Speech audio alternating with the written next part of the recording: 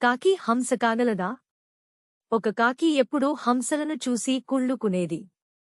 వాటి తెల్లటి రెక్కలని, అందమైన రూపాన్ని చూసి కాకి బాధపాడేది. ఎప్పుడూ నేనూ అలా ఉంటే బాగుండేది. ఇలా నల్లగా ఉన్నాను అనుకుంటూ ఉండేది. ఒకరోజు కాకికి ఒక మూర్ఖమైన ఆలోచన కలిగింది. హంసలలాగానే తను నీళ్లల్లో ఉంటూ, వాటిలా కలుపు మొక్కలు తింటూ, చెరువులో ఈత కొడుతూ ఉంటే అదీ చాలా అందంగా అయిపోతుందనుకుంది ఆ పిచ్చికాకి. మొన్నాటినుంచి నానా ప్రయత్నాలు చేసింది. గాలిలో ఎగరడం మానేసి నీళ్లల్లో ఈత కొట్టడానికి తెగ ప్రయత్నం చేసింది. కాని కాకికి ఈత రాదు కదా.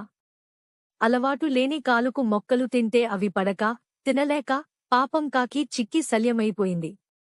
అయినా పాపం చాలా రోజులు అలాగే ప్రయత్నం చేసింది. కాని అందంగా తయారవడము కాదు కదా, ఉన్న బలం కూడా కోల్పోయింది.